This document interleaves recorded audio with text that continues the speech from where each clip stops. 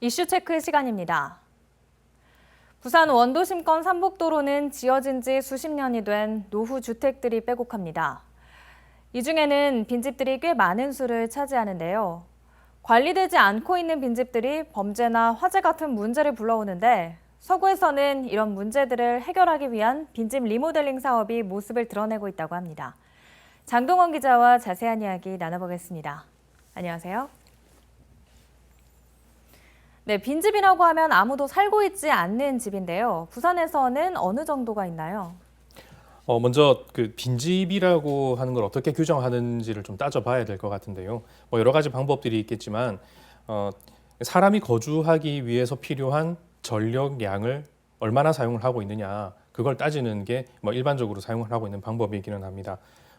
근데 제가 말씀드리고 싶은 집은 정말 그 폐가에 가까울 정도로 집이 노후가 돼서 사람이 살고 있지 않은 집들을 말씀을 드리는 겁니다. 부산에는 많게는 한 8천여 동 정도가 된다라고 하고요. 제가 취재를 했던 서구의 경우에는 570여 동 정도가 남아 있습니다. 네, 생각보다 많은 것 같은데요. 그럼 빈집에 가보셨을 텐데 어떤가요? 빈집들은 가까이에 가면 느낌부터가 딱 다릅니다.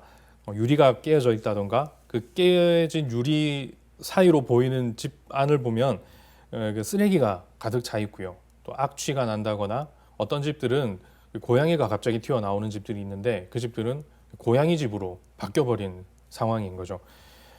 이렇게 악취가 나고 뭐 벌레가 생기고 또 뭐 그런 뭐 무너질 것 같은 그런 환경이 되어 있다 보니까 주변에 살고 계시는 주민분들은 굉장히 불안에 떨고 또 불편을 느끼기도 합니다.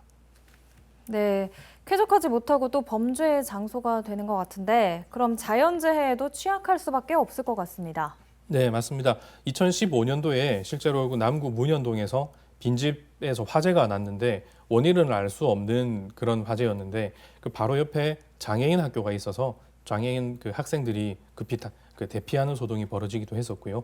또 작년에는 포구에 빈집 축대가 무너져서 집이 완전히 붕괴가 됐었습니다. 그때 당시 그 집에는 가스가 설치가 돼 있었는데 이 가스가 이렇게 노출이 되고 또 이렇게 흘러나오는 건 아닐까라는 그런 불안감 때문에 주변에 있는 주민분들이 한동안 꽤 큰 불안감을 느끼고 있었습니다. 네, 각종 안전사고에도 취약하군요. 지금까지 이렇게 빈집이 방치되고 있는 것은 관리가 어렵기 때문인가요? 아니면 관리를 하지 않았기 때문인가요?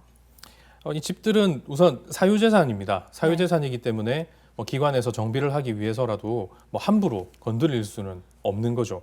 또 이렇게 정비를 하려고 해도 이 집주인들의 동의가 필요하기 때문에 그 동의를 얻는 것이 굉장히 어려운데 이 빈집들은 그냥 수십 년 전에 지어졌고 방치된 지도 수십 년이기 때문에 네. 이 집주인을 찾기가 굉장히 어렵고요. 이미 돌아가셨다거나 타 지역에 살고 있고 또 그 집은 한 채지만 공동 소유로 굉장히 많은 사람들이 집에 영이자로 되어 있는 경우에는 이 주인 한 명 한 명을 다 찾아서 동의를 얻어야 되기 때문에 굉장히 어려운 상황입니다.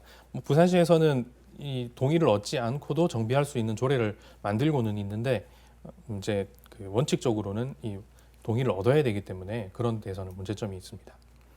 앞서 서구에서는 빈집을 리모델링했다고 했는데요. 구청에서 그 집을 매입했다는 이야기겠네요. 네, 이번에 서구 동대신동에 네. 1호 리모델링 주택이 모습을 보였는데 이게 이제 바로 서구청에서 직접 매입을 해서 정비를 한 집입니다. 이 집들이 제가 그 전 집을 봤는데 완전 폐가 수준이었습니다. 안에는 완전히 쓰레기로 가득 차 있었고요. 그리고 그 전에 그 근처에 살던 분들의 이야기를 들어보면 뭐 주변에 워낙 이게 폐가이다 보니까 주변 환경까지도 굉장히 좀 악화되어 가는 상태였다고 합니다. 뭐 고양이 사체도 발견이 됐었고 네. 뭐 이렇게 근처에서 볼 수 없는 그런 쓰레기까지도 막 모여들었다고 합니다. 서구에서는 이런 집들을 하나씩 다 매입을 해서 정비를 하겠다라는 계획을 올 초에 발표를 했는데 이미 그 조례를 제정을 해서 빈집 정비를 위한 기금 30억 원을 마련을 했고요. 그다음에 도시재생 사업으로 확보한 국비들까지 여기에 이제 투입을 해서 집을 하나씩 다 사들여서 정비를 하겠다라는 그런 계획을 발표했습니다. 올해는 먼저 한 15억 원 들여서 35채 정도는 정비를 할 계획입니다. 네, 리모델링을 마친 집에 대해서도 정리해 주시죠. 이게 화면으로 보면 전망 좋은 훌륭한 집인 것 같은데요. 어떤가요? 처음 이 집에 갔을 때는 그 이전의 모습이 전혀 이렇게 생각이 안 날 정도로 네. 리모델링이 아니라 완전히 새로 지었구나라는 느낌을 받았습니다. 이제 면적이 한 100제곱미터니까 평으로 따지면 한 30평 정도가 되거든요. 네. 이 안에 화장실도 2개 있고 작은 방이 있고 그리고 또 널찍한 공간이 있는데 거기에서는 이제 주방까지 딸려 있어서 주민들이 함께 모여 쉰다거나 뭐 그런 활동을 할 수가 있고요. 그리고 이 주변에 또 어르신들이 많이 살다 보니까 이 앞마당에는 족욕탕까지도 만들어서 꽤 아늑한 공간으로 이제 모습을 보이고 있습니다. 지금 그리고 구청에서 생각하고 있는 이 집의 목적은 이제 여기에 이제 젊은 작가가 이제 상주하도록 해서 네. 주민분들하고 같이 마을을 꾸민다든지 그 작가가 창작 활동 등을 해서 이 마을에 좀 활기를 불어넣고자 그렇게 계획을 하고 있고요. 그리고 이 주택 말고도 주변에는 이제 작은 공원들이 조금 마련이 됐습니다. 그 근처에 있던 그 집들을 다 완전히 철거를 해서 그 공간을 이제 공원으로 만들었고 또 소방 시설들을 설치를 해서 소방차가 진입할 수 없는 마을에 주민들이 불이 나면 먼저 초동 대처를 할 수 있도록 하는 그런 공간도 마련을 한 상태입니다. 네, 많은 변화가 있었네요. 빈집 문제가 원도심의 큰 골칫거리 중에 하나인데 이런 방식은 좋은 해결책인 것 같습니다. 이런 말씀드렸던 그 매입 문제 말고도 다른 방법들로도 네. 이렇게 빈집들을 정비를 하고는 있습니다.